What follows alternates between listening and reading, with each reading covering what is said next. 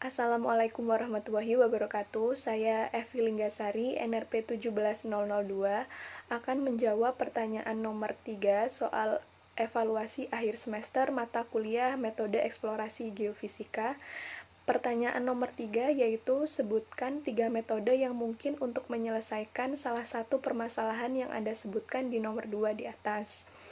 Nah, sebelumnya, di video sebelumnya saya sudah menjabarkan dan menjelaskan permasalahan-permasalahan apa saja yang ada di sekitar saya yang mungkin bisa diselesaikan atau diidentifikasi menggunakan metode geofisika. Permasalahan yang dipilih yaitu tebing Piket Nul yang rawan longsor, maka metode eksplorasi geofisika yang mungkin untuk menyelesaikan permasalahan ini antara lain yaitu 1. Metode resistivitas. Dalam permasalahan ini, parameter yang dominan yaitu nilai resistivitas tanah yang rendah. Maka dari itu, metode resistivitas ini cocok digunakan dalam permasalahan ini. Berdasarkan hukum Archie, kita tahu bahwa nilai resistivitas batuan itu dipengaruhi oleh fluida dan saturasi fluida, sehingga metode resistivitas ini sering digunakan untuk identifikasi zona lemah pada longsor. Karena salah satu penyebab kelongsoran itu adalah saturasi fluida yang berlebihan di dalam suatu lapisan batuan, sehingga saturasi fluida yang berlebihan ini dapat mengakibatkan rusaknya segmentasi antar suatu matriks batuan yang salah satunya dapat menyebabkan longsor. Hal ini sangat berkolerasi dengan kondisi geologi tanah dan batuan di tebing Piket Nul yang didominasi oleh tanah yang gembur akibat intensitas hujan yang tinggi. Artinya, kondisi tanah di daerah tersebut mengalami saturasi fluida yang berlebihan sehingga tidak mampu menahannya dan mengakibatkan longsor. Maka dari itu, metode resistivitas ini dapat mengidentifikasi zona lemah pada longsor di daerah tersebut. Untuk teknik pengukurannya sendiri, disesuaikan dengan kondisi geologi di tempat, sehingga hasil parameter yang didapat tergantung dari teknik pengukuran yang digunakan. Untuk identifikasi zona lemah itu biasanya digunakan teknik pengukuran tomografi 2 dimensi dengan menggunakan konfigurasi dipol-dipol.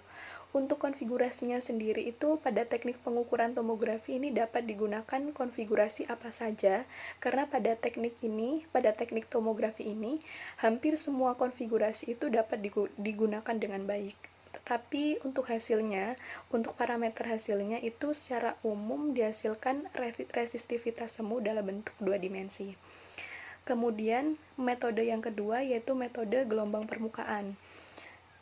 Zona lemah diidentifikasikan sebagai tanah yang rentan terhadap getaran dan biasanya struktur tanahnya itu lapuk atau gembur, sehingga sangat berpotensi mengalami tanah longsor. Dalam hal ini, eksplorasi gelombang permukaan atau metode gelombang permukaan dapat mengidentifikasi zona lemah pada peristiwa longsor, di mana zona lemah atau tanah yang memiliki karakteristik yang lapuk dan berpotensi besar menyebabkan tanah longsor ini memiliki nilai kecepatan gelombang geser atau VS yang rendah.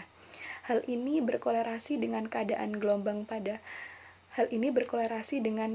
geologi pada tebing Piket Nul yang disebabkan adanya intensitas hujan yang cukup tinggi, maka menyebabkan tanahnya menjadi lapuk atau gembur, sehingga banyak titik atau zona lemah yang mendominasi yang akhirnya menyebabkan tanah longsor. Untuk metodenya sendiri dapat digunakan metode pasif, yaitu hampir sama dengan metode pengukuran mikrotremor. Maka dari itu, zona lemah pada permasalahan tanah longsor yang terjadi di tebing Piket Nul ini juga dapat diselesaikan dengan menggunakan metode atau eksplorasi gelombang permukaan.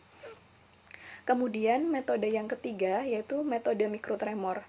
Selain dengan metode resistivitas dan gelombang permukaan seperti yang saya jelaskan sebelumnya, dalam permasalahan tanah longsor yang terjadi di tebing Piket Nul ini juga dapat diselesaikan dengan menggunakan metode mikrotremor. Parameter yang dominan dalam metode ini yaitu nilai amplifikasi dan frekuensi natural, serta parameter yang dihasilkan yaitu indeks kerentanan tanah atau indeks kerentanan seismik.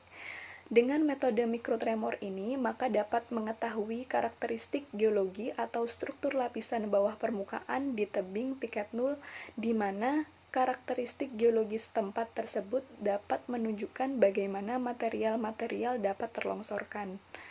Metode mikrotremor ini biasanya dilakukan dengan cara sensor dirangkai atau didesain dengan alat mikrotremor sesuai rangkaian pengukuran. Terus biasanya itu dibutuhkan 3 sensor yang membentuk array tertentu dengan waktu yang dibutuhkan itu minimal 30 menit di setiap titik lokasinya. Hasil pengukuran dengan metode ini yaitu berupa sinyal mikrotremor yang kemudian diolah dengan metode horizontal to vertical spectral ratio atau HVSR, atau bisa menggunakan metode yang lain. Tetapi yang paling umum yaitu menggunakan metode HVSR ini. Sehingga nanti diperoleh nilai frekuensi natural dan nilai amplifikasi dari suatu titik pengukuran.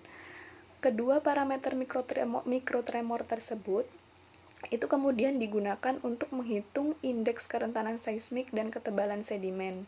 Dari hasil indeks kerentanan seismik ini nanti, maka dapat ditentukan titik mana saja yang memiliki kerentanan yang besar terhadap longsor.